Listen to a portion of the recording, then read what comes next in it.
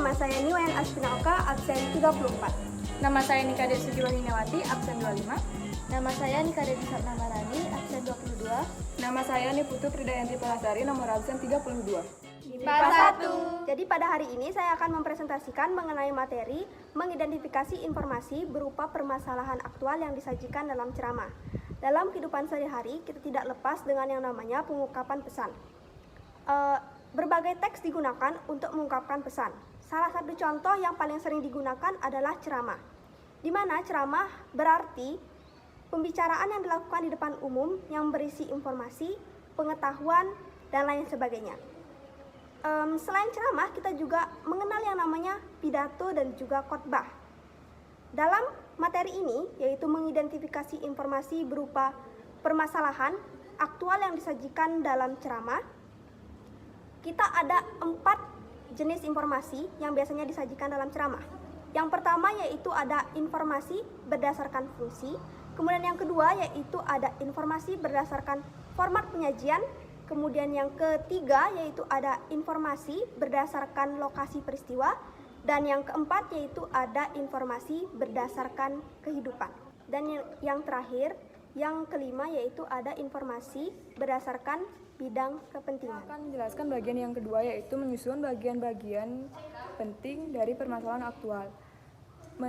Bagian-bagian penting dari teks ceramah suatu informasi dianggap penting apabila informasi tersebut bersifat umum dan merangkum atau menjadi dasar unsur-unsur lainnya. Nah, yang kedua, menemukan kalimat majemuk bertingkat dalam teks ceramah. Kalimat majemuk bertingkat adalah kalimat yang memiliki lebih dari satu klausa yang tidak sederajat. Kalimat majemuk bertingkat dibagi menjadi 7. Yang pertama yaitu kalimat majemuk hubungan akibat. Kalimat ini ditandai dengan adanya kata penghubung sehingga, sampai-sampai, dan maka. Contohnya, Rani rajin belajar sehingga ia bisa mendapatkan juara 1. Yang kedua, kalimat majemuk hubungan cara. Kalimat ini ditandai dengan adanya kata penghubung dengan. Contohnya, Rani berhasil menjuarai lomba catur dengan rajin berlatih bersama ayahnya. Nah, yang ketiga yaitu kalimat majemuk menjuruk hubungan sangkalan. Kalimat ini ditandai dengan adanya konjungsi seolah-olah dan seakan-akan. Contohnya, keadaan dalam kota kelihatan tenang seolah-olah tidak terjadi sesuatu. Nah, yang keempat, kalimat majemuk hubungan kenyataan ditandai dengan adanya konjungsi padahal dan sedangkan. Contohnya, para tamu sudah siap sedangkan kita belum siap. Yang kelima, kalimat majemuk hasil ditandai dengan adanya konjungsi makanya. Contohnya, tempat ini licin makanya Anda jatuh. Yang keenam, kalimat majemuk hubungan penjelasan. Kalimat ini ditandai oleh kata penghubung bahwa dan yaitu. Contoh kalimat, berkas riwayat hidupnya menunjukkan bahwa dia adalah seorang pelajar yang teladan. Yang ketujuh, kalimat majemuk hubungan atributif. Kalimat ini ditandai oleh konjungsi yang.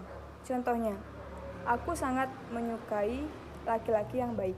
Selanjutnya, saya akan menjelaskan materi yang ketiga, yaitu menganalisis isi, struktur, dan kaidah kebahasaan dalam teks ceramah.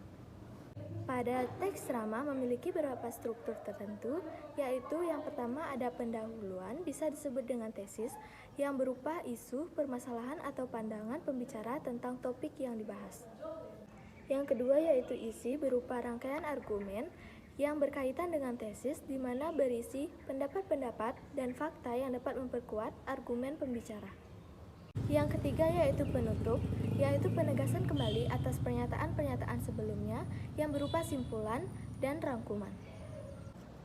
Selanjutnya yaitu kaidah kebahasaan dalam teks ceramah. Sebagaimana teks lainnya, ceramah pun memiliki karakteristik tersendiri. Pertama yaitu menggunakan kata ganti orang pertama atau tunggal dan kata ganti orang kedua atau jamak sebagai sapaan yang ditujukan kepada banyak orang seperti hadirin, bapak-bapak, ibu-ibu, saudara atau saudari. Kata ganti orang pertama bisa digunakan dengan kata saya atau aku Dan kata ganti orang kedua bisa digunakan dengan kami, di mana mengatasnamakan kelompok. Yang kedua yaitu menggunakan kata-kata teknis atau peristilahan, di mana peristilahan ini berkenan dengan topik yang dibahas. Contohnya seperti sarkastik, eufemistik, tata krama, kesantunan bahasa, dan etika berbahasa.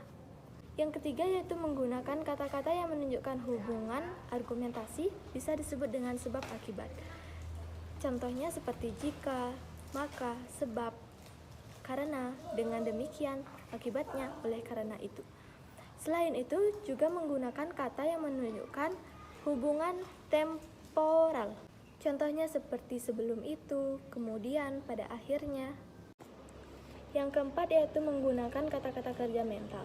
Contohnya seperti diharapkan, memprihatinkan, memperkirakan, berasumsi, dan lain-lain. Yang kelima yaitu menggunakan kata-kata persuasif. Contohnya seperti hendaklah, sebaiknya, diharapkan, perlu, dan harus. Baik, di sini saya akan menjelaskan materi yang terakhir yaitu mengonstruksi teks ceramah. Langkah pertama yang harus kita lakukan dalam mengonstruksi teks ceramah atau menyusun teks ceramah ini yang pertama yaitu menentukan tema atau topik. Sebelum itu, kita juga harus bisa mengetahui latar belakang si pendengar mulai dari usia dan pendidikannya. Nah, yang kedua, yaitu menentukan tujuan dari ceramah.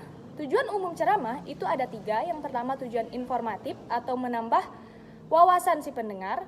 Yang kedua tujuan persuasif yaitu bersifat mengajak. Dan tujuan yang ketiga yaitu rekreatif yang bersifat menghibur. Sementara untuk tujuan khusus dari ceramah itu sendiri sama dengan tujuan umum, namun lebih diperjelas dan lebih terukur. Nah, untuk langkah yang selanjutnya yaitu menyusun kerangka. Menyusun kerangka di sini harus sesuai dengan tema dan topik yang sudah ditentukan tadi. Nah, langkah terakhir yaitu mengembangkan kerangka yang sudah kita susun berdasarkan topik tadi menjadi sebuah ceramah dengan bahasa dan pilihan kata yang tepat. Baik, sekian presentasi dan penjelasan dari kelompok kami. Saya akhiri dengan Paramesanti. Om Santi Santi Santi Om.